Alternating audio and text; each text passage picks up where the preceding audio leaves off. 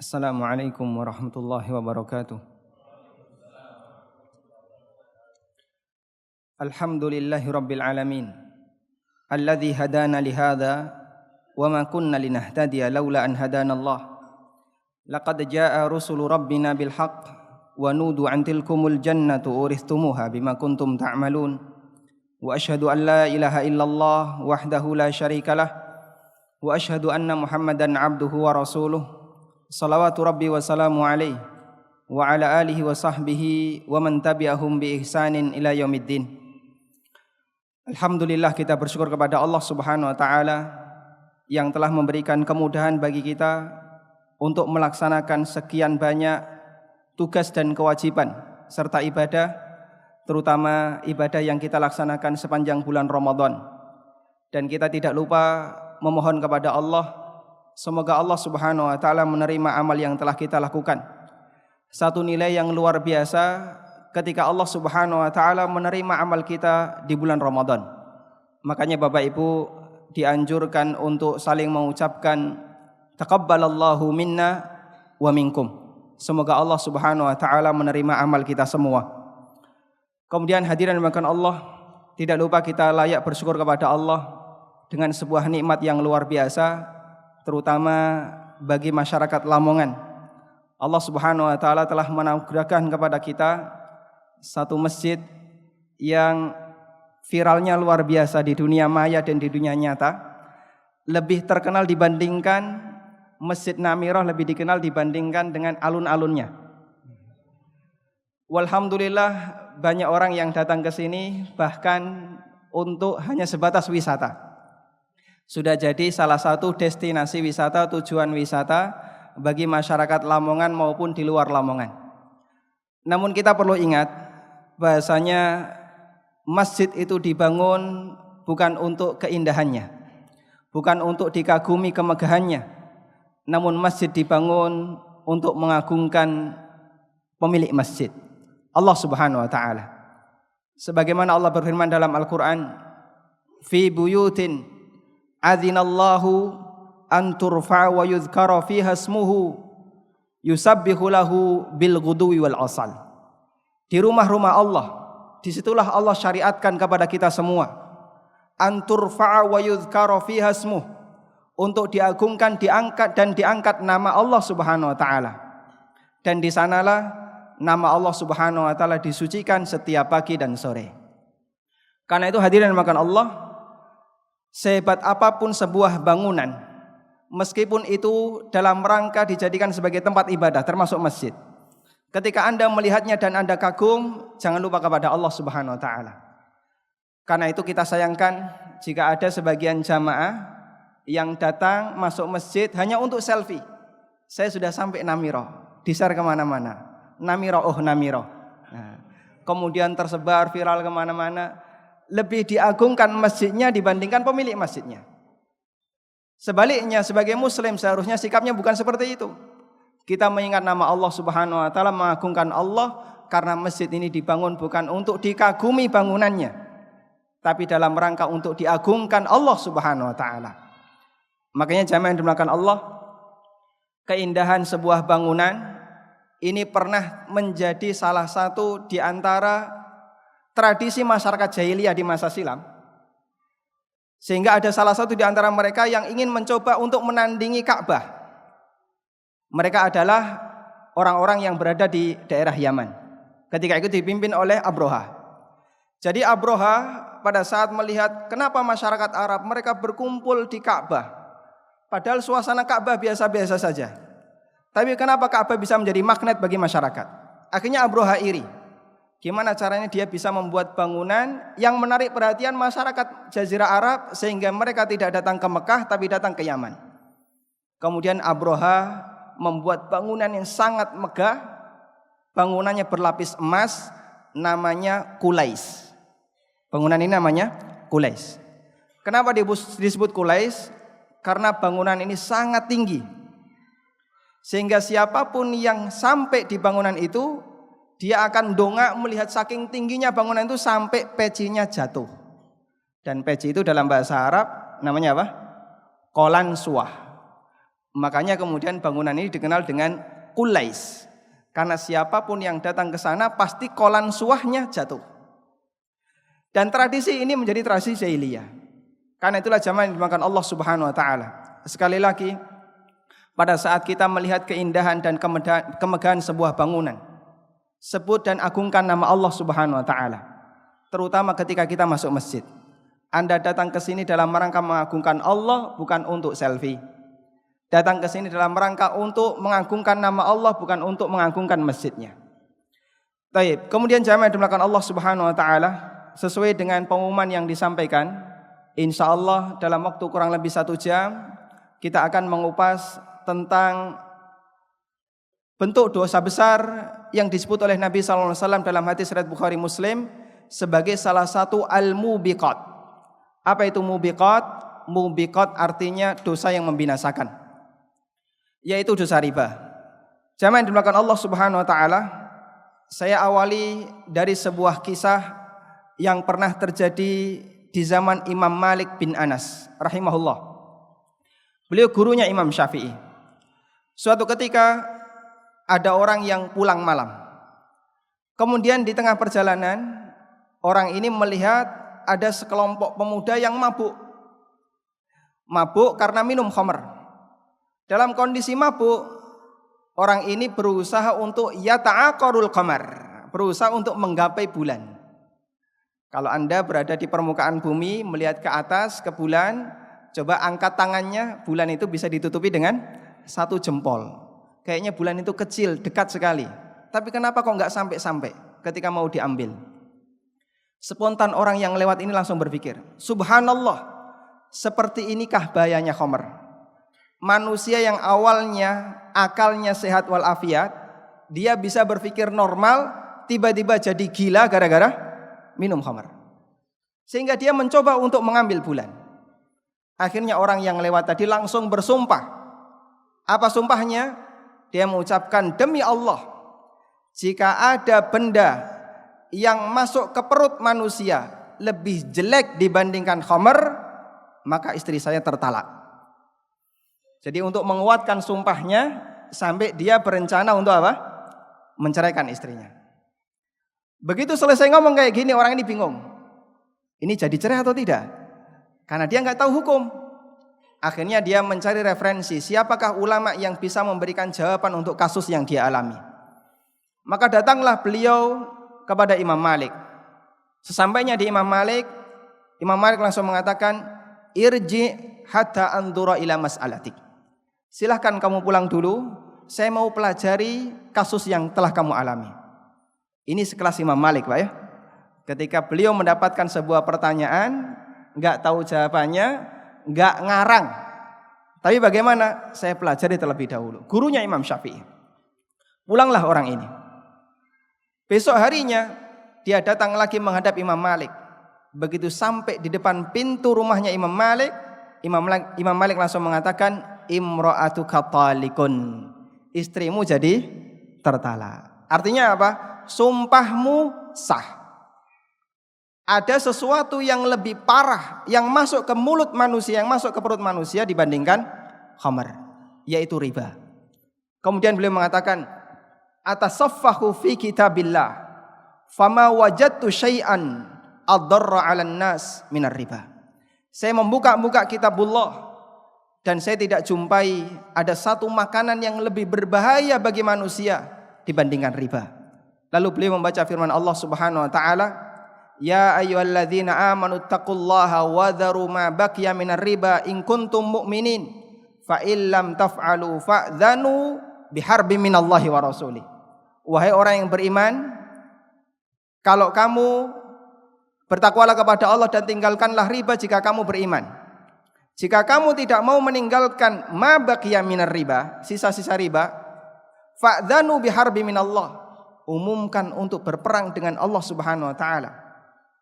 Sehingga tidak ada satupun makanan yang mengandung ancaman dosa yang lebih besar dibandingkan makanan sing rupane riba. Makanya sampai Imam Malik mengatakan ini lebih berbahaya dibandingkan khamar. Karena itu jamaah yang dimuliakan Allah Subhanahu wa taala, jika kita menyadari Riba adalah sesuatu yang berbahaya, sesuatu yang menakutkan. Allah memberikan ancaman besar, maka layak bagi siapapun untuk mengenalnya. Terutama bagi kita kaum muslimin yang sadar bahasanya akan ada kehidupan yang kedua setelah kehidupan di dunia. Kehidupan di mana kita akan menghadap Allah Subhanahu wa taala dan mempertanggungjawabkan setiap apa yang kita miliki, termasuk setiap harta yang kita dapatkan. Dan kita sangat takut jika kemudian salah satu di antara bagian dari harta kita ternyata tersusupi dengan sisa-sisa riba, yang itu diancam oleh Allah Subhanahu wa taala, ditantang dengan tantangan perang. Jamaah yang dimuliakan Allah, kita bisa mengambil satu analogi. Pada saat pemerintah kita menganggap bahasanya ada sesuatu yang berbahaya, maka pemerintah akan melakukan kampanye, mengajarkan kepada masyarakat apa bahaya itu, bagaimana cara penanggulangannya, dan bagaimana cara pengobatannya jika sudah terjadi. Sebagai contoh misalnya, ada bahaya DB, maka pemerintah akan melakukan kampanye, apa sebab penyakit DB, kemudian bagaimana cara untuk menanggulangi ketika ada orang yang sudah terkena penyakit DB, terus bagaimana caranya biar penyakit DB tidak mengalami penyebaran dan seterusnya. Karena pemerintah menyadari kalau DB itu bahaya, sehingga orang ketika mengenal sesuatu itu bahaya, maka dia akan mendalaminya. Sekarang kalau kemudian Anda, Bapak, Ibu, dan saudara semuanya sudah menyadari kalau riba adalah sesuatu yang bahaya, sejauh mana kita mengenal riba? Nabi SAW pernah menyebutkan dalam sebuah hadis riwayat Hakim, Innar riba lahu thalasun wa sab'una baban. Riba itu punya 73 pintu. Aisaruha mithlu ayyankihar rajul ummah. Yang paling ringan pintu riba itu dosanya seperti orang berzina dengan ibunya. Baik, dalam hadis ini ada 73 pintu riba. Sekarang coba sebutkan 5 saja. 1. Enggak dapat hadiah enggak apa-apa. 1 apa? Ada 73. 73 itu banyak atau sedikit? Banyak. Jumlahnya banyak, semuanya berbahaya. Yang paling ringan seperti berzina dengan ibunya. Bapak Ibu disuruh nyebutkan 5 saja. 1. Pinjam meminjam, utang maksudnya. Utang. 2. Jual beli. 3.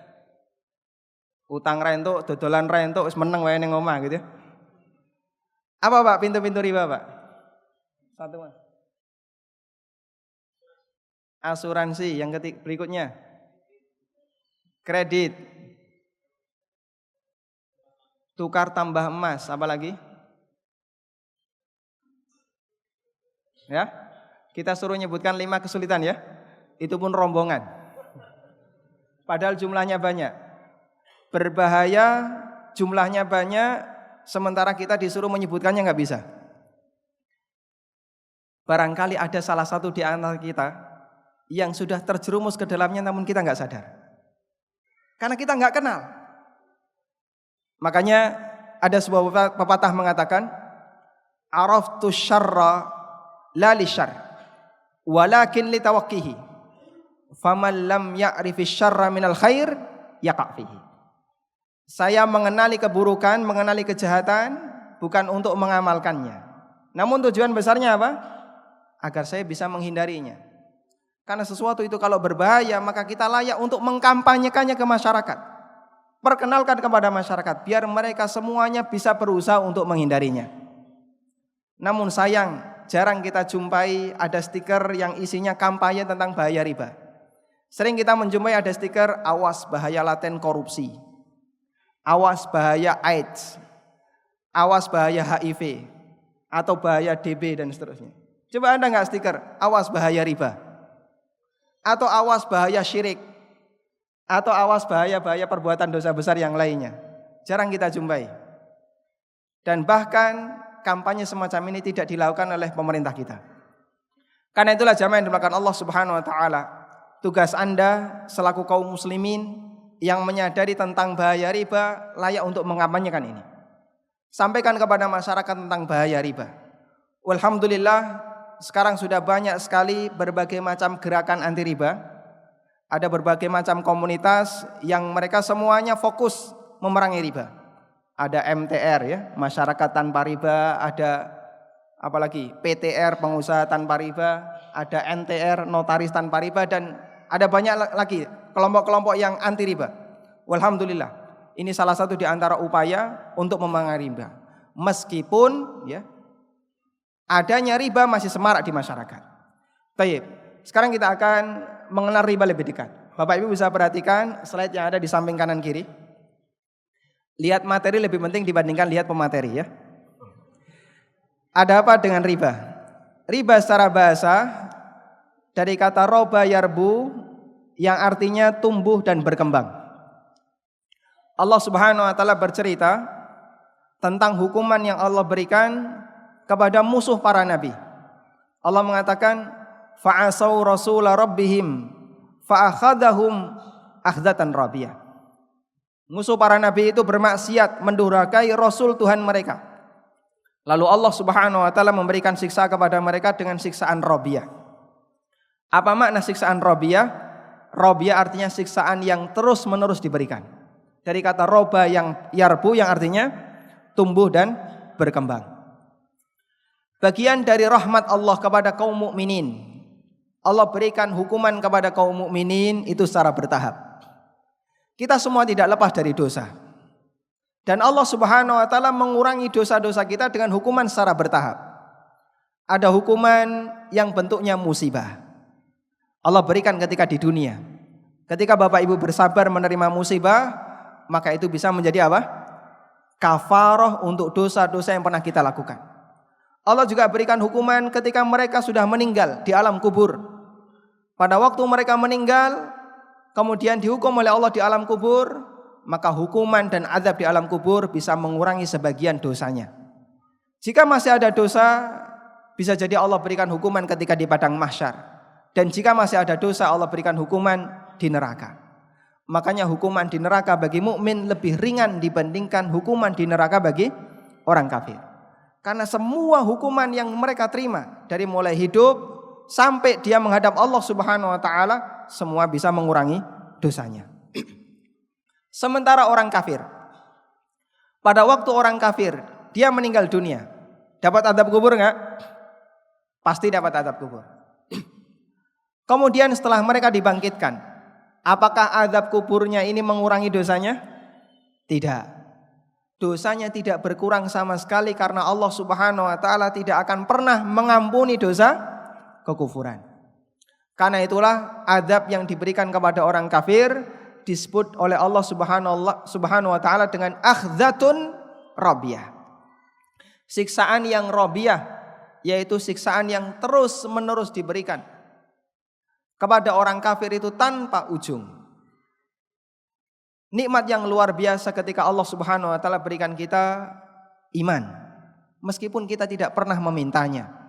Walhamdulillah, karena satu-satunya orang mukmin yang hukumannya akan dihentikan oleh Allah Subhanahu wa taala sehingga dia punya kesempatan untuk menikmati surga. Kemudian kata roba juga kita jumpai di firman Allah surat Al-Hajj ayat yang kelima. Allah mengatakan fa idza anzalna 'alaihal ma'ah tazzat wa rabat wa ambatat. Kemudian apabila telah kami turunkan air di atas permukaan bumi, ihtazzat, bumi itu bergetar, warabat dan tumbuh. Robat di situ maknanya adalah bumi tumbuh dengan berbagai macam tumbuhan yang ada di permukaannya. Selanjutnya tentang makna riba secara istilah. Ada dua pengertian riba secara istilah yang diberikan oleh para ulama. Yang pertama riba dalam arti luas, dan yang kedua riba dalam arti sempit. Riba dalam arti luas pengertiannya adalah semua transaksi yang haram dalam Islam. Semua transaksi yang haram dalam Islam bisa disebut riba secara istilah dalam arti luas. Ada beberapa penggunaan istilah ini yang disebutkan oleh para sahabat. Di antaranya keterangan Ibnu Abi Aufa radhiyallahu anhu, beliau mengatakan an-najishu akilur riba khain. Orang yang melakukan transaksi najas dia pemakan riba, pengkhianat. Dia pemakan riba, pengkhianat. Apa itu transaksi najash? Transaksi najash adalah transaksi di mana ada sebagian orang berpura-pura menawar dalam rangka menipu pembeli yang asli atau menipu penjual. Misalnya ya, ada dua orang, Paijo sama Mukidi. Mereka sedang transaksi. Ketika Mukidi sedang menawar, tiba-tiba datang Bejo. Dinyang piro? 200. Aku wani 500 tak bayar tunai. Akhirnya Mukidi begitu melihat tawaran dari si Bejo, dia pun memutus kesempatan untuk berpikir panjang, pokoknya biar bisa cepat beli. Kehadiran si Bejo ini namanya najis. Transaksinya namanya jual beli najas, dan ini dilarang oleh Rasulullah sallallahu alaihi wasallam. Kata Ibnu Abi Aufa, orang yang melakukan transaksi ini dia pemakan riba, pengkhianat. Meskipun tidak ada hubungannya dengan utang piutang, meskipun tidak ada hubungannya dengan transaksi kredit. Kenapa disebut riba? Riba dalam arti luas. Kemudian kita langsung masuk ke pengertian riba dalam arti sempit. Pengertian riba secara istilah dalam arti sempit adalah azyadah makhsusah li ahadit tarafain bila iwad. Tambahan khusus yang dimiliki oleh salah satu pelaku akad tanpa ada penyeimbang. Tambahan khusus yang dimiliki oleh salah satu pelaku akad tanpa ada penyeimbang. Saya mohon maaf jika kajiannya terlalu teoritis, karena kita kajiannya dalam lingkup fikih muamalah. Barangkali ada sebagian jamaah yang mungkin kurang tertarik karena nggak ada guyonnya, sabar saja ya. Mata merah, tanda ngantuk. Silahkan, sudah disediakan air minum yang ada di sebelah selasar selatan ya, biar bisa mengobati rasa kantuknya. Kita buat sebuah persamaan seperti ini, Pak.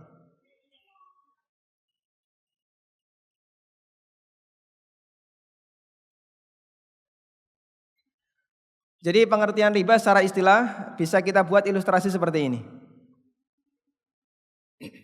Kalau ada orang yang utang 1 juta, kemudian nanti dia dipersyaratkan, Bapak harus membayar 1 juta plus 100 ribu. Maka tambahan 100 ribu di sini apa? Riba. Kenapa disebut riba? Karena 100 ribu ini tidak ada penyeimbangnya. Apa penyeimbangnya di situ? Enggak ada.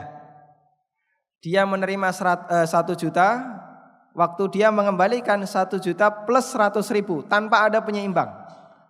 Ketika tidak ada penyeimbang, tambahan ini statusnya riba. Coba Anda bandingkan dengan yang kedua. Ada orang punya uang 1 juta, kemudian dia gunakan untuk usaha. Lalu dia mendapatkan 1 juta plus 500 ribu. Apa penyeimbang 500 ribu ini? Apa penyeimbangnya? Usaha. Sehingga 500 ribu ini boleh atau tidak diterima? Boleh. 100 ribu karena tidak ada penyeimbang statusnya riba. 500 ribu meskipun lebih besar karena ada penyeimbang hukumnya halalan thayyibah. Maka masalah riba tidak melihat dari sisi nominalnya. Lu kue badi oke kok halal, padahal aku mau badi saide. Lihat bagaimana cara Anda bertransaksi. Kalau Anda bertransaksinya keliru, mendapatkan keuntungan tanpa penyeimbang, maka keuntungan ini hukumnya haram. Tapi ketika Anda bertransaksi mendapatkan keuntungan dan ada penyeimbangnya, bisa bentuknya usaha yang dilakukan secara langsung atau memodali orang lain, sehingga yang berusaha orang lain. Lalu Anda mendapatkan keuntungan, maka keuntungan ini hukumnya halalan thayyibah. Bisa dipahami? Baik. Karena itu teorinya begini. Semua tambahan yang diperoleh seseorang dari hasil transaksi yang di situ tidak ada penyeimbangnya, maka tambahan ini hukumnya haram. Baik dari transaksi jual beli, atau dari transaksi asuransi, atau dari transaksi MLM maupun yang lainnya. Makanya riba bisa menyusup ke semua transaksi yang dilakukan oleh masyarakat kita. Karena itulah tadi dalam hadis disebutkan pintu riba jumlahnya banyak. Baik. Kemudian jamaah yang dimulakan Allah Subhanahu wa taala, sebelum lebih detail kita akan melihat hukuman bagi pelaku riba di 5 fase kehidupan manusia. Hukuman yang pertama di dunia. Allah Subhanahu wa taala mengancam siapapun yang kaya dari hasil riba, maka nanti ujung kehidupannya dibalik oleh Allah Subhanahu wa taala jadi miskin. Allah berfirman, yamhaqullahu riba wa yurbis sadaqat. Allah membinasakan riba dan Allah menumbuh kembangkan sedekah. Allah binasakan riba dan Allah tumbuh kembangkan sedekah. Ketika ada orang ngutangi orang lain 1 juta, lalu dia mendapatkan 1.100.000, secara zahir hartanya bertambah atau berkurang? Bertambah. Secara zahir hartanya bertambah. Anda punya uang, lalu Anda sedekahkan, secara zahir hartanya bertambah atau berkurang? Berkurang. Namun realitanya dibalik oleh Allah Subhanahu wa taala. Misalnya sebagai contoh, ketika Bapak Ibu sedang pengajian, kemudian ada kotak infak yang lewat. Terus kita buka dompet. Di situ ada 2 lembar uang, 100.000 dan 5.000. Biasanya pilih yang mana? Yang sebelah kanan pilih yang mana? 5.000 jujur. Yang depan saya pilih berapa? 5.000 juga, jangan nyontoh yang kanan ya. 100.000 yang kiri? 105.000. Walhamdulillah. Misalnya kita memilih yang 100.000 sambil merem karena nggak tega ya. Kemudian Anda masukkan ke kotak infak. Secara zahir berkurang. Namun oleh Allah Subhanahu wa taala ini dibalik. Makanya kata Ibnu Katsir ketika beliau menafsirkan ayat ini, hadza mim muamalatillah binaqidihi. Ini salah satu di antara contoh ketika Allah bermuamalah dengan hambanya, Allah balik kondisi hambanya. Orang yang terlalu terobsesi dunia, terlalu ingin sukses dunia, dibalik oleh Allah gagal di dunia. Sementara mereka yang terobsesi akhirat, ingin sukses di akhirat, dibalik oleh Allah Subhanahu wa taala sukses dunia akhirat. Dan salah satu di antara contohnya ini. Karena dia rakus terhadap dunia, sampai ketika nolong orang harus pakai bayaran, ditambahi riba, dibinasakan oleh Allah Subhanahu wa taala. Bagaimana cara Allah membinasakannya? Kata Ibnu Katsir, Allah membinasakan riba, ayyudhibuhu, Allah hilangkan harta itu. Imma bi ayyudhibahu bil kulliyah. Bisa bentuknya dengan Allah hilangkan 100% dari tangan pemiliknya. Atau yang kedua, Allah haramkan keberkahan harta yang dia miliki sehingga hartanya tidak bisa memberikan manfaat sedikit pun. Karena itulah kata para ulama, terbukti ancaman ini bisa kita lihat di masyarakat.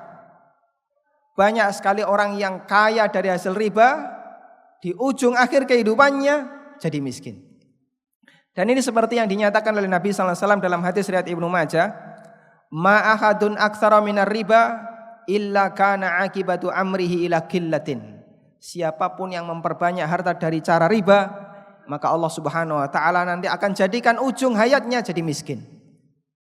Bapak Ibu bisa lihat, ada banyak sekali orang yang dulu mengumpulkan harta dari hasil riba. Para karyawan bank ribawi. Sampai pensiun utangnya belum lunas. Sampai pensiun utangnya belum lunas. Subhanallah.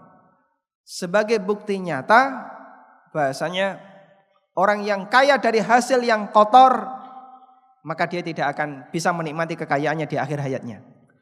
Makanya kalau ada orang yang ingin jadi miskin di akhir hayat, kumpulkan harta dengan cara riba. Jaminan ketidaksejahteraan di akhir hayat. Kemudian yang kedua, ancaman di alam kubur. Disebutkan dalam hadis riwayat Bukhari, Nabi SAW pernah bercerita tentang mimpi beliau. Dan kita tahu yang namanya mimpi para nabi itu statusnya adalah wahyu. Beda dengan mimpi kita ya. Kalau mimpi kita bukan wahyu, karena mimpi kita kecampuran basah. Kalau mimpi para nabi wahyu. Makanya waktu Ibrahim alaihissalatu wassalam bermimpi menyembelih putranya Ismail, beliau mengatakan kepada Ismail, "Ya bunayya inni ara fil manam anni adzbahuka fandur madza tara." Wahai anakku, saya bermimpi ketika saya tidur, saya menyembelih kamu. Menurut kamu bagaimana? Jawaban Ismail, karena beliau memahami status mimpi bapaknya, Ismail mengatakan, "Ya abati fa'al ma tu'mar." Wahai bapakku, laksanakan apa yang diperintahkan kepadamu. Berarti mimpinya Ibrahim adalah perintah Allah Subhanahu wa taala. Karena mimpi Nabi adalah wahyu. Nabi Muhammad SAW pernah bermimpi.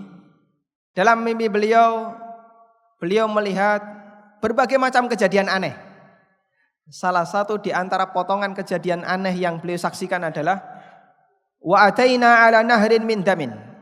Kami mendatangi sungai yang airnya adalah darah. Di samping sungai ada orang yang berdiri membawa batu. Sementara di tengah sungai ada orang yang berusaha untuk berenang menepi. Berenang di sungai darah. Fa aqbala ar-rajulu alladhi fin nahar. Orang yang berenang di tengah sungai ini berusaha untuk menepi. Fa idza arada ar-rajulu ay yakhruja ramar rajulu bihajarin fi famihi. Setiap kali mau ke tepi dilempari oleh orang yang berdiri tadi dengan batu sampai masuk ke mulutnya. Dilempari sampai klologen watu masuk ke mulutnya. Akhirnya balik lagi ke tengah. Dan begitu seterusnya sampai yang dikehendaki oleh Allah Subhanahu wa taala. Berapa lama dia mengalami semacam ini wallahu a'lam. Dan ini terjadi ketika di alam kubur. Dihukum oleh Allah Subhanahu wa taala dalam bentuk disiksa di sungai darah. Nah, kemudian ketika Nabi sallallahu alaihi wasallam selesai melihat kejadian ini, beliau bertanya kepada Jibril, beliau bertanya kepada malaikat, dan dijawab oleh malaikat, itu adalah hukuman bagi orang yang pemakan riba. Al jaza' min jinsil amal. Balasan sejenis dengan amal. Dulu waktu di dunia dia menjadi lintah darat, ketika di alam kubur dihukum oleh Allah Subhanahu wa taala berenang di sungai darah. Kemudian hukuman yang ketiga. Hukuman ketika yaumul ba'ts. Persis ketika dia dibangkitkan. Allah Subhanahu wa taala mengatakan, "Alladzina ya'kuluna riba la yaqumuna illa kama yaqumul ladzi yatakhabbathu syaitan minal mas." Orang yang makan riba, dia tidak bangkit kecuali seperti berdirinya orang yang kemasukan setan karena ketempelan penyakit gila. Sehingga orang ini dalam kondisi dibangkit atau ketika dibangkitkan itu dalam kondisi sempoyongan, tidak normal. Kata Ibnu Abbas ketika beliau menafsirkan ayat ini, akilur riba yub'atsu yaumal qiyamati majnunan yukhnak. Orang yang makan riba dibangkitkan besok di hari kiamat seperti orang gila yang tercekik. Seperti orang gila yang tercekik. Jadi jalannya enggak normal. Padahal dia baru saja dibangkitkan. Kemudian di padang mahsyar, hukuman yang keempat. Setelah dibangkitkan, mereka dikumpulkan di padang mahsyar. Dan di padang mahsyar hukumannya adalah ditantang perang oleh Allah Subhanahu wa taala. Fa illam taf'alu fa'dzanu biharbin minallahi wa rasuli.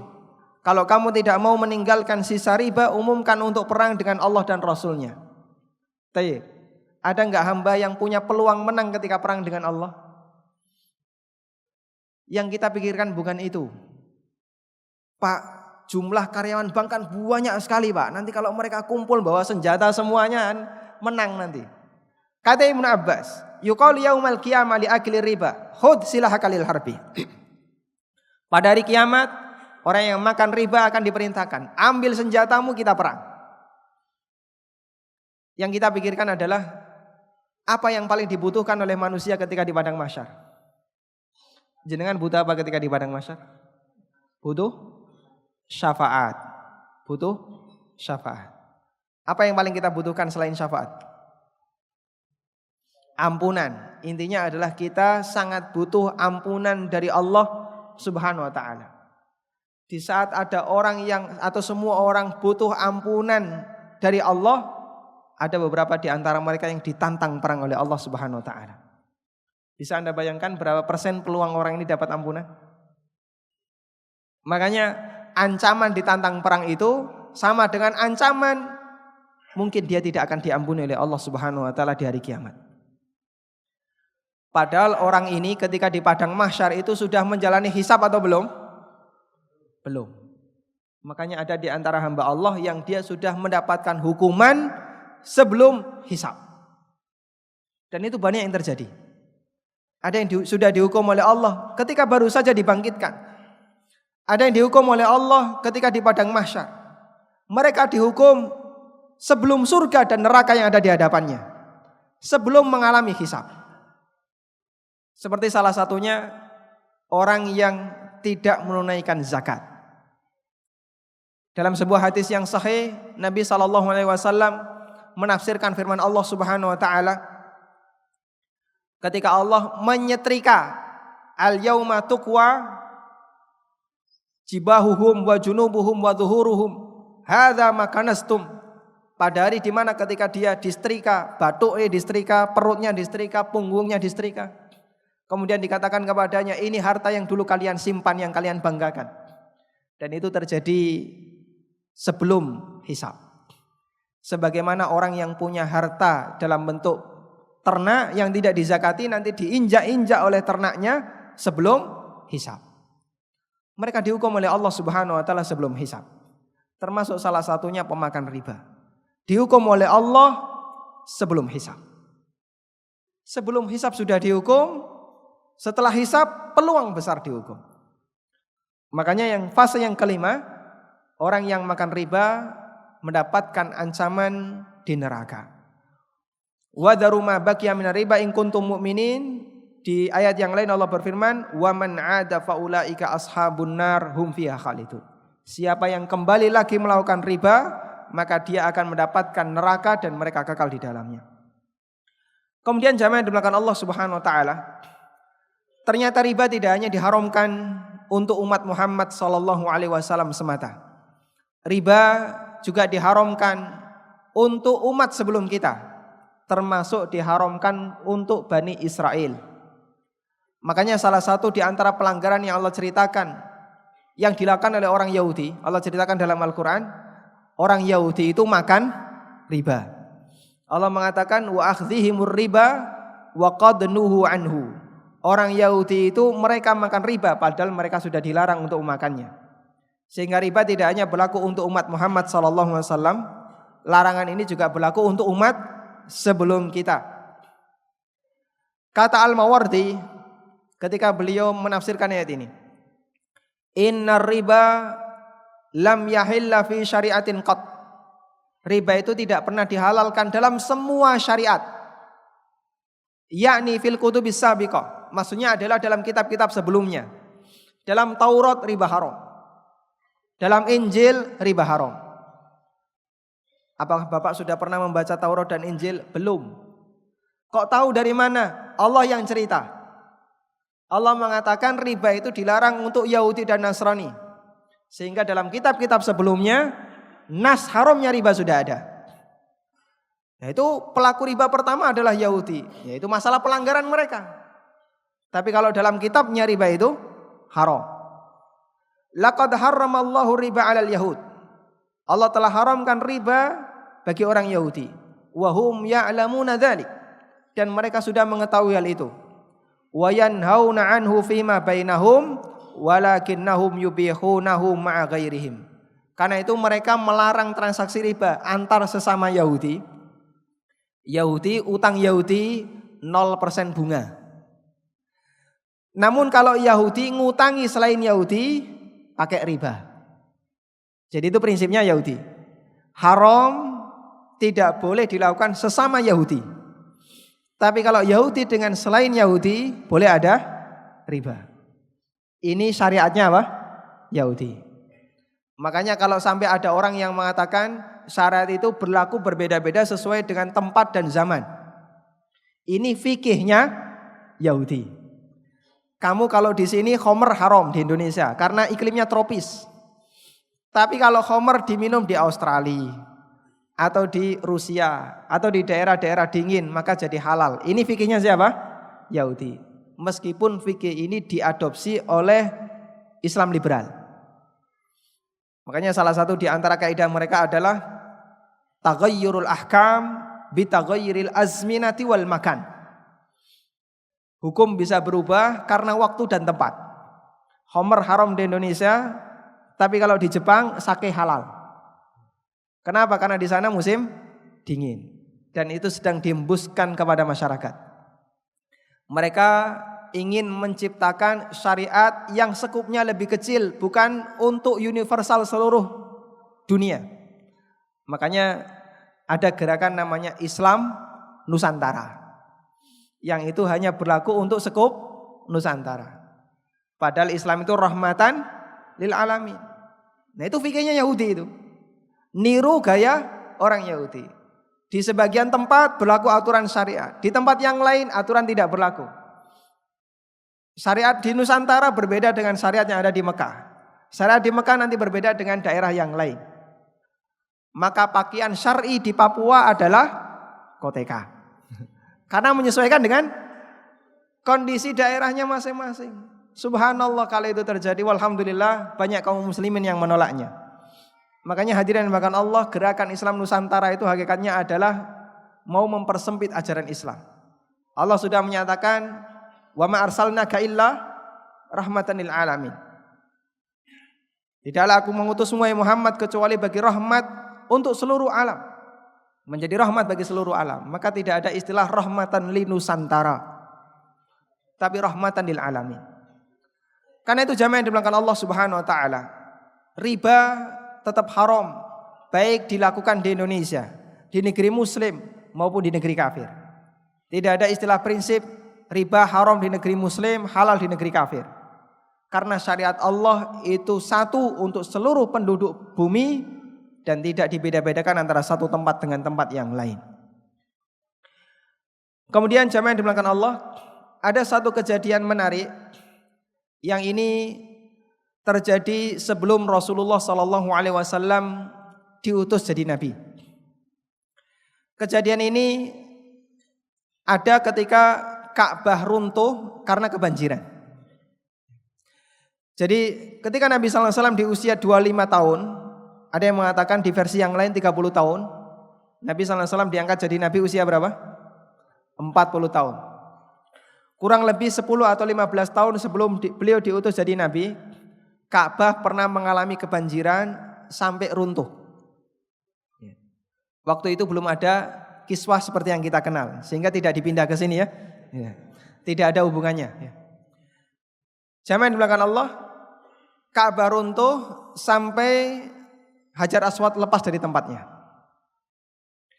Kemudian orang musyrikin Quraisy mereka bertekad, kita harus membangun kembali Ka'bah. Nah, sebelum mereka merenovasi Ka'bah, membangun ulang Ka'bah, ada satu peringatan yang disampaikan oleh salah satu pemuka mereka, namanya Abu Wahab bin Abid bin Imran dari suku Makhzum. Bani Makhzum itu termasuk bani yang terhormat di kalangan Bani Quraisy. Salah satu orang dari suku Makhzum adalah Abu Jahal. Dulu sebelum Islam datang, dia itu gelarnya Abul Hakam, sang bapak kebijaksanaan. Kemudian Islam datang, Nabi SAW mengganti namanya menjadi Abu Jahal, bapak kebodohan. Karena Abu Wahab ini punya posisi di kalangan orang Quraisy, dia ngasih peringatan. Apa peringatannya? Ya ma'syara Quraisy, la tudkhilu fi bunyaniha min kasbikum illa thayyibah. Jangan sampai kalian melibatkan uang urunan untuk pembangunan Ka'bah kecuali dari hasil yang halal. Lalu dia merinci apa saja yang enggak boleh. La yadkhulu fiha mahru baghiyin, tidak boleh uang dari hasil pelacuran. Tidak boleh uang dari hasil riba dan tidak boleh uang dari hasil mendolimi orang lain. Itu wajib semuanya harus dihindari. Sebenarnya mereka orang yang kaya, hartanya banyak, namun dominan penghasilan mereka dari hasil riba, hasil menyewakan budak wanita, hasil pelacuran, menjual khamr, menjual barang-barang haram, termasuk nipu orang lain dan mendolimi orang lain. Namun harta ini oleh Abu Wahab enggak boleh digunakan untuk urunan bangun Ka'bah. Akhirnya dananya kurang. Karena dananya kurang, Ka'bah tidak bisa dibangun utuh seperti sedia kala. Sehingga Ka'bah hanya bisa dibangun bagian kubus seperti yang Bapak Ibu lihat. Ada satu wilayah yang tidak bisa ditinggikan, dikasih bangunan setinggi pundak, bentuknya setengah lingkaran, orang menyebutnya apa? Hijr Ismail. Jadi Hijr Ismail itu ceritanya adalah orang Quraisy kekurangan dana untuk bangun Ka'bah. Dan kondisi Ka'bah semacam ini dibiarkan sampai Nabi Muhammad SAW berhasil menaklukkan kota Mekah. Pada waktu Fathu Mekah, Aisyah bertanya, "Fama balul hijr?" Ya Rasulullah, kenapa kok ini tidak ditinggikan, ada hijr seperti ini? Kemudian Nabi SAW menjelaskan, sesungguhnya kaummu ketika merenovasi Ka'bah, mereka kekurangan dana sehingga tidak bisa meninggikannya. Dan beliau mengatakan, laula annahum hadithu ahdin bi kufrin. Andaikan mereka bukan saja baru saja keluar dari Islam, keluar dari kekufuran, baru saja masuk Islam, saya akan mengubah Ka'bah itu sesuai dengan pondasi Ibrahim. Saya akan turunkan pintunya di bawah, kemudian tiangnya sesuai dengan pondasi yang dibangun oleh Ibrahim. Namun Nabi SAW tidak melakukannya karena orang Mekah baru saja masuk Islam. Kenapa pertimbangannya seperti itu? Karena nanti kalau Nabi SAW membongkar Ka'bah terus dibangun ulang, bisa jadi banyak orang yang murtad. Karena mereka mengkritik komentar, wah ternyata Muhammad selama ini berdakwah tujuannya hanya untuk membongkar Ka'bah. Mungkin bisa jadi beliau dituduh mengubah ajarannya Ibrahim. Makanya tidak dilakukan oleh Nabi SAW. Karena itu pada waktu zaman Abdullah bin Zubair, ketika beliau berkuasa di Mekah dan Madinah, Abdullah bin Zubair merenovasi Ka'bah dan dibangun utuh, ditinggikan semuanya. Itu di zaman siapa? Khalifah Abdullah bin Zubair. Namun Khalifah Abdullah bin Zubair ini diserang oleh seorang gubernur yang bernama Hajjaj bin Yusuf As-Saqafi, yang dia gubernurnya Marwan bin Hakam, Khalifah Bani Umayyah. Kemudian Masjidil Haram diserang, Ka'bah diruntuhkan dan dibangun ulang seperti pondasinya orang Quraisy. Dan itu bertahan sampai sekarang. Karena itulah bagian hijir termasuk bagian dalam dari Ka'bah. Sehingga Bapak Ibu ketika mau sholat di dalam Ka'bah tidak harus nunggu jadi presiden. Sholat saja di dalam hijir, ini sudah termasuk sholat di dalam Ka'bah. Baik. Yang menjadi perhatian kita dari keterangan Abdullah atau Abu Wahab bin Abid, dia memberikan peringatan jangan memasukkan harta hasil riba untuk renovasi Ka'bah. Padahal mereka tahu nggak kalau riba itu haram? Mereka tahu nggak? Tahu dari mana, Pak? Apakah mereka punya Taurat? Tidak. Mereka punya Injil? Mereka tidak punya. Karena Allah Subhanahu wa taala menyebut mereka dengan kaum ummiyun. Di surat Jumat Allah mengatakan, "Huwallazi ba'atsa fil ummiyina rasulan minhum." Dialah zat yang telah mengutus di kalangan ummiyun seorang rasul dari antara mereka, yaitu Nabi Muhammad SAW. Disebut ummiyun karena mereka tidak punya Taurat dan Injil. Terus dari mana mereka tahu? Kata para ulama, kata para ahli sejarah, inilah salah satu di antara bukti bahasanya nurani manusia dan nalurinya itu masih hidup meskipun dia kafir. Meskipun mereka musyrik, namun nuraninya mengatakan riba haram. Makanya sejahat apapun manusia, mereka tahu kalau riba itu adalah kedzaliman, hukumnya haram. Karena itulah kita bisa lihat contoh riba jahiliyah di masa silam. Bapak Ibu nanti bisa bandingkan bentuk riba jahiliyah dengan riba yang ada di masyarakat kita. Ada keterangan dari Zaid bin Aslam rahimahullah. Kata Zaid bin Aslam, salah satu di antara yang pernah memahami tentang riba, praktek riba di masa jahiliyah. Beliau mengatakan, kana riba fil jahiliyah. Bentuk riba jahiliyah, si A utang kepada si B sampai batas waktu tertentu. Misalnya utang sampai 1 bulan. Fa idza halal ajal, apabila tiba jatuh tempo, si B memberi tawaran kepada si A, maka yang ngutangi memberi tawaran kepada yang utang. Apa tawarannya? Atak tadi amturbi, lunasi sekarang, atau kalau tidak saya kasih tambahan waktu, tapi nanti dikasih riba. Fa'in qadha akhadha, kalau dia bisa melunasi tepat waktu, enggak ada ribanya. Anda utang selama 1 bulan, Anda bisa membayar tepat waktu 1 bulan 0% bunga. 0% bunga. Tapi kalau lebih dari 1 bulan kena penalti. Ada penaltinya. Wa akhara anhu fil ajal, dan waktunya ditambah. Baik. Kalau dalam bunga yang dipraktekkan di dunia perbankan sekarang, mana kira-kira yang lebih cepat ada bunganya? Riba jahiliyah ataukah riba bank sekarang? Riba bank sekarang. Kapan ribanya ditetapkan? Sejak awal deal transaksi. Begitu Anda ngutang mau tepat waktu, mau telat, kena riba. Makanya teori bank sekarang unik, Pak. Bapak misalnya utang 10 juta untuk kurun waktu 10 bulan. Anda lunasi lebih cepat kena penalti. Anda tepat waktu kena bunga, telat bunga plus penalti. Mana yang paling enak? Rasa utang. Karena itu bisa jadi riba di zaman sekarang lebih jahiliyah dibandingkan riba.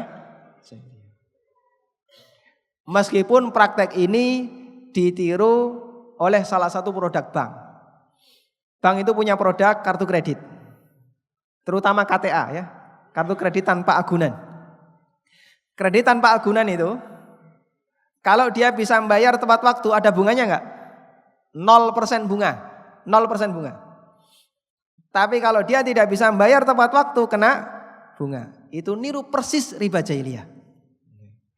Makanya andaikan Abu Jahal, Abu Lahab itu masih hidup, mungkin beliau jadi, atau dia jadi direkturnya bank. Karena praktek seperti ini ditiru oleh bank zaman sekarang, Pak. Jadi riba jahiliyah kalau bisa tepat waktu 0% bunga, nanti kalau telat kena penalti, itu dipraktekkan di masa silam. Dan itu ditiru oleh kartu kredit di zaman sekarang.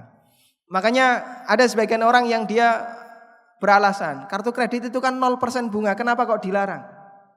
Coba Anda lihat klausul bawahnya, ada enggak klausul penalti kalau telat? Ada. Nah itulah riba jahiliyah. 0% bunga tepat waktu, kena penalti jika nunggak. Praktek itu kalau Anda lakukan, berarti melakukan riba jahiliyah. Kemudian yang kedua, riba jahiliyah dalam praktek jual beli kredit. Dijelaskan oleh Qatadah, inna riba ahlil jahiliyah, di antara bentuk riba jahiliyah, ada orang menjual kredit kepada orang lain. Si A menjual barang kepada si B secara kredit sampai batas waktu tertentu. Fa idza halal ajal, ketika sudah datang batas waktunya, walam yakun inda sahibihi qada, sementara si pembeli tidak bisa melunasi, zada wa akhara anhu, maka batas pelunasannya ditambah tapi harganya dinaikkan.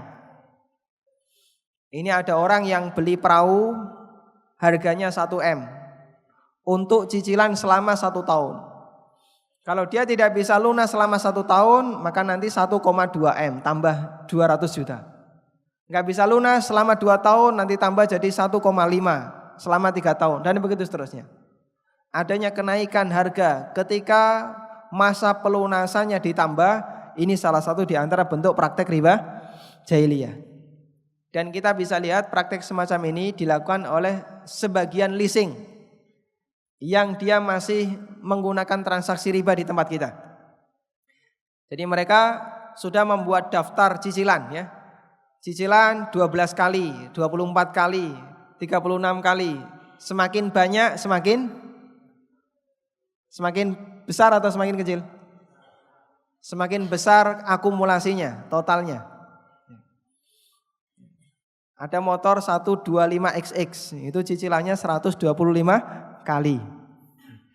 Hadirin bahkan Allah, mereka punya prinsip gini.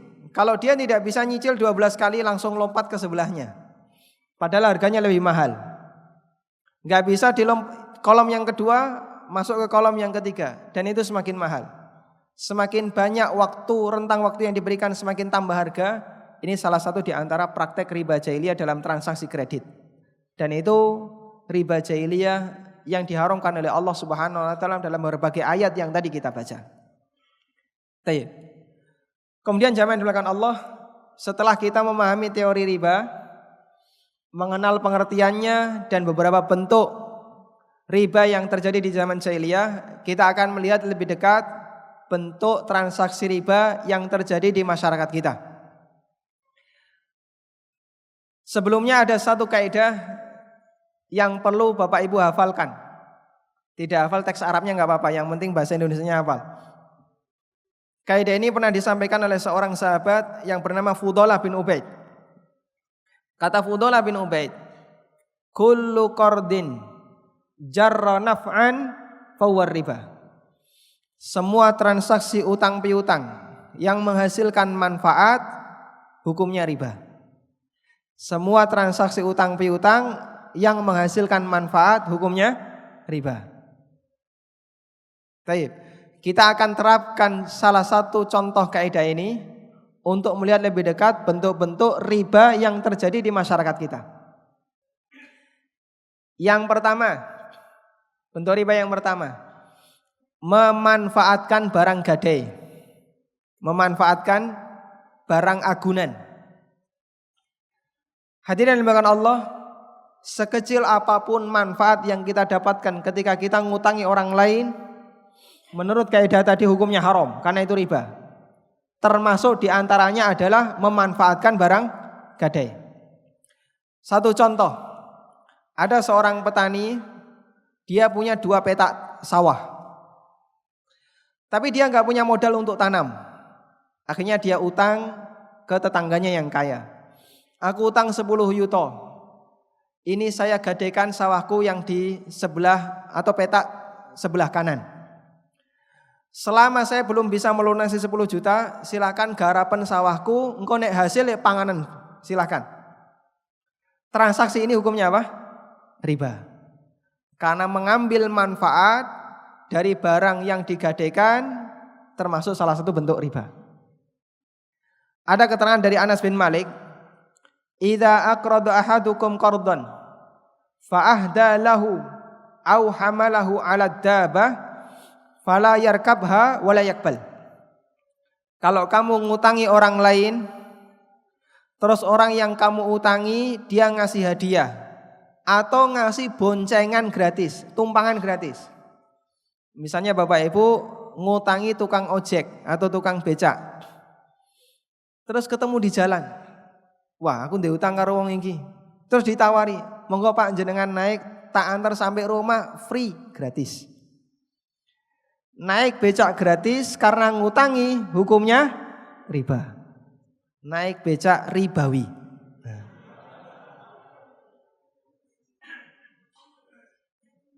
Kan ini termasuk diantara mengambil manfaat dari utang.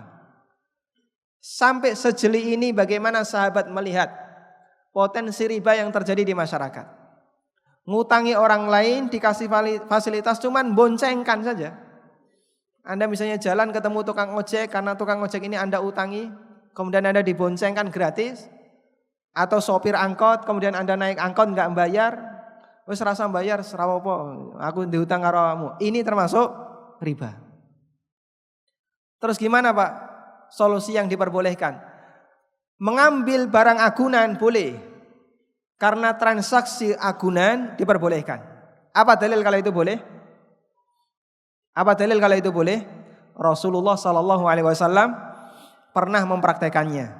Nabi SAW pernah utang dan beliau mengagunkan, memberikan jaminan berupa baju besi. Dan itu dalil kalau transaksi rahan boleh. Allah juga nyatakan dalam Al-Quran, wa in kuntum ala safarin walam tajidu katiban farihanun makbudah. Kalau kamu di perjalanan tidak ada tukang tulis utang, maka silahkan berikan barang agunan. Maka barang agunan dihalalkan oleh Allah.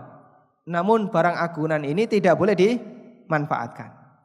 Anda ngutangi orang lain, kemudian dia nyerahkan motor sebagai agunan, boleh nggak dimanfaatkan? Boleh nggak? Tidak boleh. Meskipun yang punya motor ikhlas lillahi ta'ala. Tapi ikhlas di sini tidak menghalalkan hukum riba menjadi diperbolehkan. Ini tetap dilarang. Masih banyak kita jumpai orang yang melakukan praktek semacam ini, Pak. Terutama yang terjadi di lingkungan petani. Ketika mereka nggak mampu untuk tanam kemudian utang, orang yang ngutangi dia mengambil sebagian manfaat dari sawah yang diagungkan. Wallahualam, di dunia nelayan ada yang kayak gini? Ada kayak gini? Barangkali ada tapi nggak ngaku. Kemudian yang kedua, contoh bentuk transaksi riba yang juga terjadi di masyarakat kita. Ini terjadi ketika tukar menukar uang yang sama. Rupiah pecahan 100.000. Pas musim lebaran ditukar dengan pecahan berapa? 5.000 atau 10.000. Biasanya ada selisih nggak, Pak? Selisih 10.000. Anda tukar 100.000, dapat pecahan lebih kecil 90.000, selisih 10.000 itu riba. Nabi SAW pernah mengatakan dalam hadis riwayat Bukhari, "Az-zahab bidz-zahab riban illa haq wa haq." Emas kalau ditukar dengan emas riba, kecuali sama ukuran dan kontan tunai. Kenapa emas? Karena emas adalah mata uang di masa silam. Dulu belum ada uang kartal. Karena itu para ulama mengkiaskan untuk emas berlaku untuk mata uang kartal. Sehingga ketika ada orang yang mau nukar rupiah dengan rupiah, kalau ada selisih hukumnya haram. Harus tunai dan sama, tidak boleh ada selisih. Baik, saya kasih kasus ya. Ada dua orang, bakul soto karo bakul bakso. Pak Ijo sama Mukidi. Pak Ijo bakul soto, Mukidi bakul bakso. Di pagi hari mereka buka bareng. Datang konsumen pertama beli bakso 20.000. Kemudian dia ngasih uang 50.000. Susuk berapa? 30. Tapi Mukidi ranti susuk. Wah, ini pelaris pertama duitnya gede, ranti susuk. Akhirnya dia datang ke Bejo. Saya mau tukar uang 50.000. Minta pecahan 20, 20, 10. Tapi Bejo punyanya cuma 30.000. 20.000 nggak punya dia. Kalau terjadi tukar seperti ini, ya sudah, ini 50.000 saya serahkan, saya bawa 30.000, yang penting konsumenku duwe susuk, biar segera pergi. Maka transaksi ini hukumnya boleh atau tidak? Hukumnya dilarang, ini riba. Namanya riba nasi'ah. Kok bisa Pak riba? Kan jumlahnya sama. Betul jumlahnya sama, namun ada sebagian yang tertunda. 20.000 tertunda. 50.000 ditukar 30.000, yang 20.000-nya nyusul, ini riba nasi'ah. Udah? Doger memang ning guri.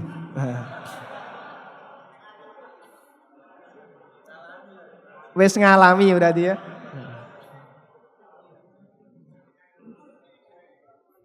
Nggih. Mumpung masih Syawal.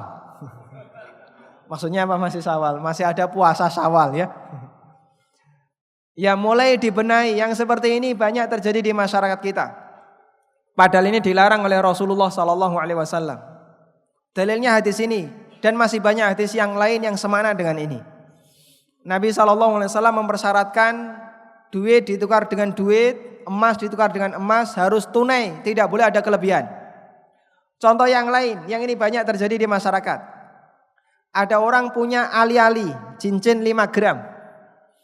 Dibeli tahun 2000. 2017 mau ditukar dengan cincin yang baru.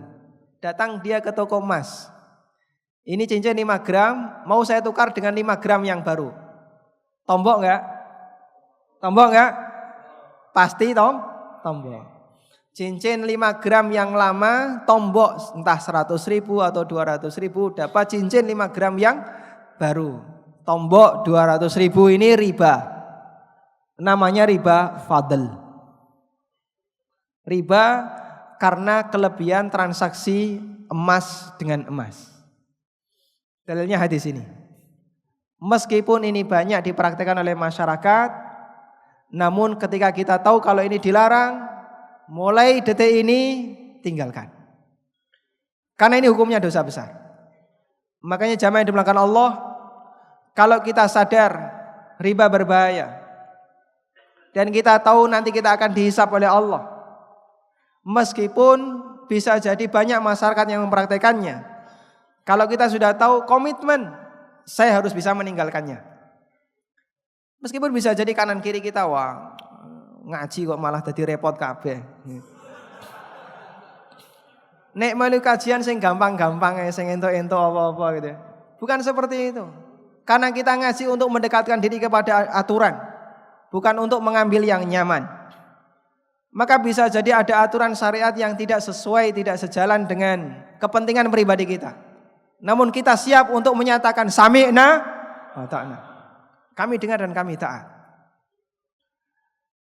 Contoh yang lain termasuk di antara transaksi riba yang terjadi di masyarakat. Hadiah sebelum utang lunas. Dikasih hadiah sebelum utang lunas. Ada fatwa yang diberikan oleh Ibnu Umar. Ketika ada orang yang ngutangi orang lain, terus yang ngutangi tadi ngasih bingkisan. Jenengan ngutangi nelayan atau ngutangi petani 10 juta selama setahun.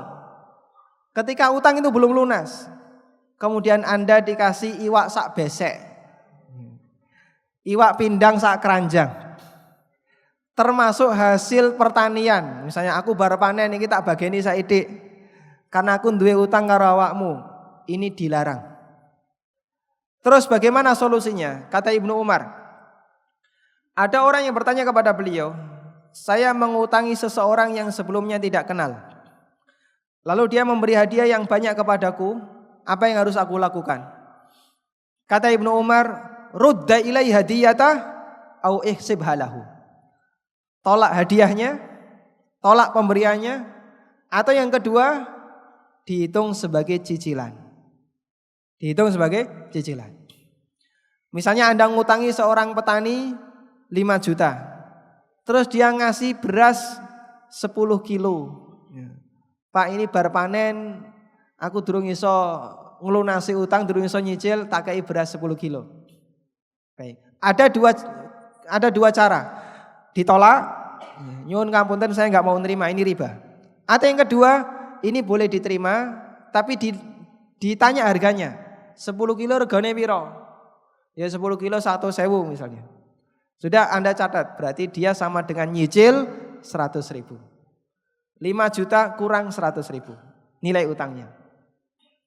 Karena hadiah ini kalau diterima tanpa mengurangi utang, sementara utangnya belum lunas, hukumnya riba. Pintu riba yang mungkin banyak terjadi di masyarakat kita. Dauke pesisir pantai itu Pak, Pantura itu. Sing ngutangi para nelayan nih kok nggih. Nah itu perlu dikasih peringatan kayak gini. Karena biasanya ketika dia ngutangi para nelayan kok nuse teko, urangi teko gitu. Nah, di sini banyak dauke di sini. Jamaah yang dimulakan Allah, fatwa ini juga pernah disampaikan oleh sahabat Ibnu Abbas radhiyallahu anhuma. Ketika beliau ditanya orang yang dikasih hadiah dalam bentuk ikan. Saya ngutangi seorang penjual ikan senilai 20 dirham. Lalu dia menghadiahkan ikan yang kuperkirakan harganya 13 dirham. Kata Ibnu Abbas, khudh minhu sab'ata darahim. Karena iwake wis pok pangan, berarti ikan ini sudah tidak bisa dikembalikan. Karena kamu sudah memanfaatkan ikan itu, maka utangmu tinggal 7 dirham. Khudh minhu sab'ata darahim. Karena itu ambil kembaliannya senilai 7 dirham. Yang 13 dirham kemana? Dibayar pakai ikan. Ini salah satu di antara fatwa para sahabat untuk menunjukkan betapa waspadanya mereka terhadap riba. Sampai hadiah mereka sadari ini enggak boleh, sehingga ketika mereka menerimanya, maka hadiah ini dihitung sebagai bagian dari pelunasan, bagian dari cicilan. Kecuali jika hadiah itu sudah menjadi kebiasaan sebelum ada transaksi utang piutang. Contohnya gimana, Pak? Sebelum ada transaksi utang piutang, mereka sudah sering ngasih hadiah. Misal ya, ada kakak adik ya. Mereka setiap lebaran sering berbagi parsel. Entah adik ngasih parsel ke kakak atau kakak ngasih hadiah ke adik. Suatu ketika adik utang ke kakak atau kakak utang ke adik. Apakah tradisi ngasih parsel ketika lebaran diputuskan gara-gara utang? Jawabannya, utang tidak memutus silaturahmi. Ini kaidahnya. Utang tidak boleh memutus silaturahmi. Karena itu selama tradisi memberi hadiah itu sudah menjadi kebiasaan sebelumnya. Karena mungkin hubungan keluarga, dia kakak adik atau dia teman akrab, setiap kali lebaran nanti ngasih parsel, maka silahkan tetap dilestarikan. Tapi nilainya sama dengan sebelumnya, tidak boleh ditambah, ya, tidak boleh ditambah. Hadiah ini boleh diterima karena hadiah ini tidak ada sangkut pautnya dengan utang piutang, sehingga ini tidak terhitung sebagai riba. Lain halnya kalau hadiah itu ada peningkatan. Misalnya dulu ya, sebelum utang sering ngasih hadiah 1 black kongguan tapi isinya rengginang. Itu sebelum utang. Begitu utang, kongguan isinya ya betul kongguan asli. Nah ini nggak boleh ya. Jadi harus sama. Dulu isinya rengginang, sekarang juga isinya rengginang. Karena tidak boleh ada kenaikan hadiah disebabkan utang. Jika ada kenaikan, maka kenaikan itu statusnya riba. Hadirin dimuliakan Allah, semua ini dalam rangka menghindari setiap peluang mengambil keuntungan dari transaksi utang piutang. Baik.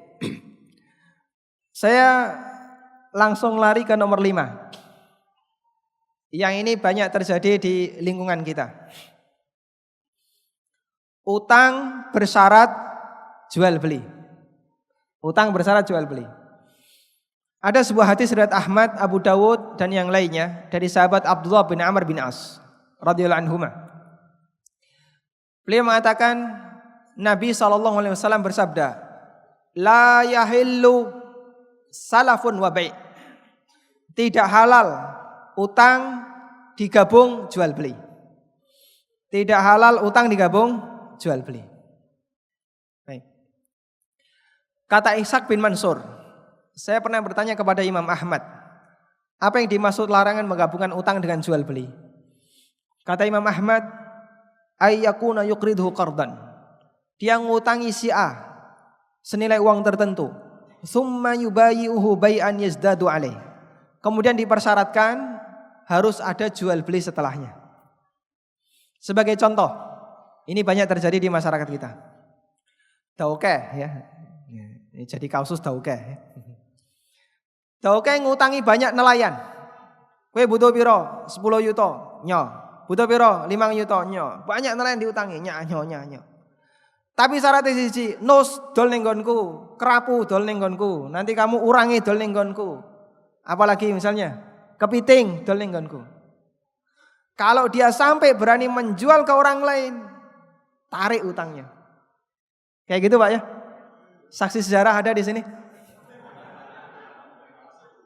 Yang Pantura. Kayak gitu? Betul kayak gitu ya? Dan itu Masya Allah sepanjang Pantura semarak sekali tradisi kayak gini. Makanya orang yang kaya di tempat menjamurnya riba semakin menindas orang yang tidak mampu. Padahal transaksinya utang. Bukan transaksi mudorobah, bukan transaksi permodalan. Makanya kalau sampai ada kasus ketemu nelayan yang dia berani menjual hasil tangkapannya, pas untung misalnya wuwune isine kabeh penuh ya. Ada kepiting banyak sekali dia dapat 10 kilo dijual keluar. Wah, itu bisa ditagih langsung utangnya. Loh kok iso kowe wis tak utangi pokoke kudu didol ning nggonku. Berarti utang digabungkan dengan jual beli. Ini hukumnya haram. Dan daukeh ini mendapatkan manfaat dengan cara apa? Dia bisa dapat banyak barang komoditas tanpa harus mengeluarkan banyak usaha. Dengan cara ini dia seperti punya banyak karyawan, pencari materi, pencari komoditas. Dia butuh komoditas untuk diekspor. Butuh komoditas untuk dikirim keluar. Untuk bisa mendapatkan itu butuh karyawan. Dan cara yang paling gampang untuk mendapatkan karyawan gratis tanpa gaji adalah ngutangi para nelayan. Utangi. Dengan cara seperti itu dia bisa mendapatkan keuntungan tanpa harus gaji karyawan. Padahal utangnya balik utuh Pak. Dan itu Masya Allah praktek riba yang menjamur di masyarakat banyak sekali sepanjang Pantura. Saya punya buku Ada Apa Dengan Riba yang sebenarnya menjadi tema kajian kita di malam hari ini. Dan dulu waktu saya menulis, saya membayangkan kapan saya bisa memberi ceramah di Pantura. Omahku Jarlor tapi tidak pernah ceramah di Jarlor. Hadirin dimuliakan Allah, kita berharap kalau itu terus terjadi ya, kita berharap semoga itu segera selesai. Kalau semacam ini dibiarkan, kita bisa lihat ancaman Allah Subhanahu wa taala. Yamhaqullahu riba wa yurbis shadaqat. Allah membinasakan riba dan menumbuh kembangkan sedekah. Sebagaimana itu berlaku untuk individu, itu juga berlaku untuk masyarakat. Makanya dalam hadis yang lain Nabi SAW mengatakan, Inna riba idza fasha 'indan nas faqad ahallu kitab Allah. Kalau riba itu tersebar merata di masyarakat, maka mereka berarti telah menghalalkan ancaman Allah Subhanahu wa taala. Makanya bahayanya tidak hanya berlaku bagi pelaku, bisa jadi bahayanya merembet ke kita. Bahayanya, imbasnya kita juga kena. Sehingga tidak hanya pelakunya yang mendapatkan bahayanya ketika di dunia, termasuk kita yang berada di lingkungan mereka juga bisa jadi turut mendapatkannya. Makanya hadirin bahkan Allah, kewajiban bagi mereka yang tahu, ngasih tahu kepada yang belum tahu kalau ini berbahaya. Bahayanya tidak hanya kena kamu tapi juga kena saya.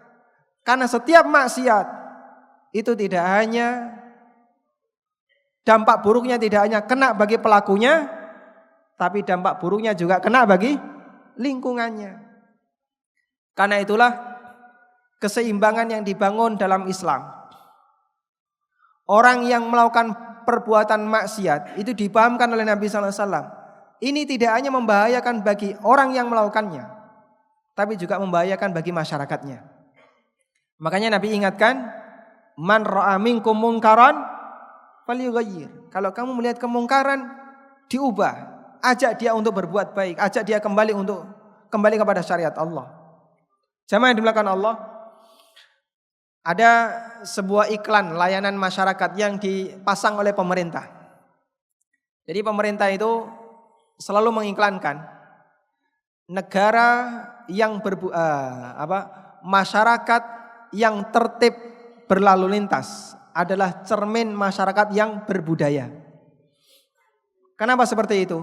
Itu ajakan dari pemerintah biar kita itu taat kepada hukum negara. Dan dalam teori hukum mereka itu punya prinsip begini. Jika di sebuah lingkungan masyarakat kesadaran mereka terhadap hukum masih rendah, maka dibutuhkan banyak penegak hukum. Biar apa? Biar tertib. Makanya kalau dalam sebuah kabupaten polisinya kok banyak, itu berarti kesadaran hukumnya masih rendah.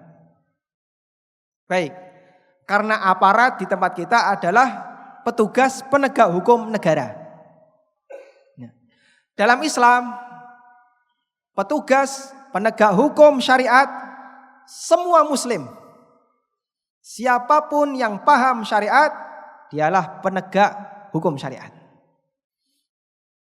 Sehingga dalam menegakkan hukum syariat itu tidak boleh sendirian, tapi kerjasama. Karena itulah salah satu di antara ancaman yang diberikan dalam syariat. Kalau ada sebuah kemaksiatan tersebar di masyarakat dan mereka semua mendiamkan, berarti mereka sama dengan menghalalkan ancaman Allah Subhanahu wa taala. Dampak buruknya tidak hanya berlaku bagi pelaku, tapi dampak buruknya juga bisa terkena bagi lingkungannya. Sehingga Bapak Ibu semuanya, kita adalah penegak hukum. Betul, di sana ada sebagian yang tanggung jawabnya lebih besar. Semacam para ulama yang mereka lebih banyak kenal dengan hukum. Mereka punya tugas untuk menyampaikan kepada seluruh masyarakat ilmu yang mereka miliki. Dan masyarakat yang sudah tahu ilmu itu punya tugas untuk menyampaikan kepada yang lain yang belum mengetahuinya. Sehingga kita butuh kerjasama, hadirin yang dimuliakan Allah. Kalaupun itu menjamur di tengah masyarakat, kita punya tugas bersama untuk menyadarkan mereka. Makanya sekali lagi kampanye ini belum final. Sudah ada banyak gerakan anti riba, tapi kita butuh mengiringinya dengan kampanye bersama, mengajak mereka untuk anti riba. Masih banyak masyarakat yang belum kenal aturan semacam ini, sehingga transaksi riba masih menjamur di masyarakat. Sebagaimana ini juga berlaku di daerah Pantura, ini juga berlaku di daerah pedesaan. Ada orang yang nggak mampu utang kepada orang yang kaya untuk tanam, misalnya tanam lombok atau tanam palawija yang lain. Tapi dengan kesepakatan, kowe tak utangi namun dengan syarat engko lombokmu didol ning nggonku. Sehingga yang kaya semakin kaya, yang miskin semakin tertindas. Dan itulah karakter sebuah masyarakat ketika riba merajalela di mana-mana. Makanya jamaah yang dimuliakan Allah, perjuangan kita anti riba juga salah satu di antara manfaat besarnya adalah mengangkat martabat orang-orang yang tidak mampu agar mereka tidak terjebak dalam kemiskinan. Karena salah satu di antara hukuman riba adalah Allah akan berikan hukuman kepada mereka dalam bentuk terjadinya krisis di mana-mana. Ada sebagian orang yang atau terjadi kesenjangan yang sangat jauh, yang kaya sangat kaya, yang miskin sangat miskin. Hadirin bahkan Allah Subhanahu wa taala, kita perhatikan praktek semacam ini mungkin perlu kita sampaikan ke masyarakat, menggabungkan antara jual beli dengan utang piutang, hukumnya dilarang. Terus bagaimana Pak? Kalau seperti ini nggak boleh, apa berarti tidak boleh ngutangi orang yang nggak mampu? Banyak nelayan yang ketika mau berangkat dia nggak punya modal. Untuk beli umpan, untuk beli jaring dia nggak punya modal. Mereka terus butuh diloloi utang. Ya silahkan kasih utangan, tapi tidak boleh ada ikatan jual beli. Jenengan butuh utang berapa? 5 juta, ini tak kasih tapi cuma 3 juta saja. Dan tanpa syarat, yang penting lunas 3 juta. Tidak ada ikatan apapun. Sehingga dia mau menjual hasil tangkapan ikannya di tempat orang ini maupun di tempat orang lain, tidak ada kaitannya dengan utangnya. Kalau seperti ini boleh enggak? Boleh. Meskipun nanti bisa jadi dia jual ke dia. Si nelayan ini menjual ke orang yang ngutangi. Tapi kalau ini tanpa syarat, diperbolehkan. Kemudian jamaah yang dimuliakan Allah Subhanahu wa taala. Yang terakhir tentang hukum utang uang bayar emas. Utang uang bayarnya pakai emas. Termasuk ya utang di Malaysia pakai ringgit, bayarnya pakai rupiah.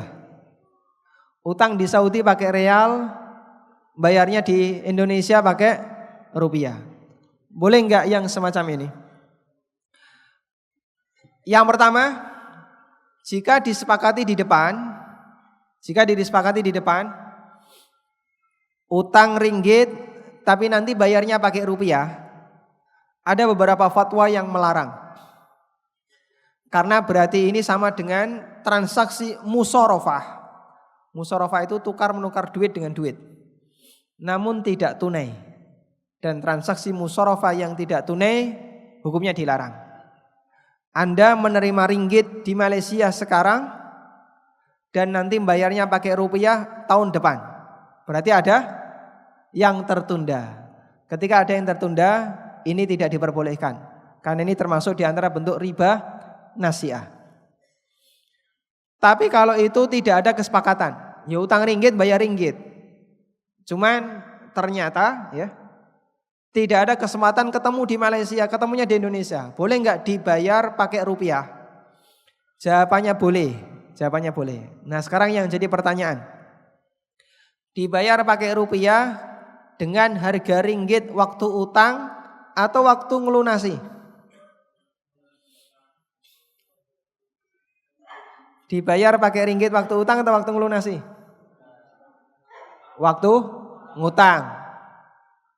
Waktu melunasi. Ada yang jawab waktu utang, ada yang jawab waktu melunasi. Ulama beda pendapat ya. Baik, coba saya buat ilustrasi seperti ini. Ada orang utang 10 juta tahun 2000. 2017 mau dibayar 10 juta. Ora trimo, wah saya nggak nompo 10 juta. Loh kok bisa? Saya maunya emas. Yang jadi pertanyaan, emas waktu dengan harga waktu utang atau waktu melunasi? Hah? Waktu utang. Waktu melunasi. Kalau dia menggunakan emas dengan harga waktu utang, berarti cara ngitungnya gini. Dulu 10 juta dulu tahun 2000, kalau dibelikan emas dapat berapa? Misalnya dapat 50 gram misalnya ya. Oh, dapat 50 gram. Sudah? Berarti sekarang kamu bayar senilai emas 50 gram terus dirupiahkan.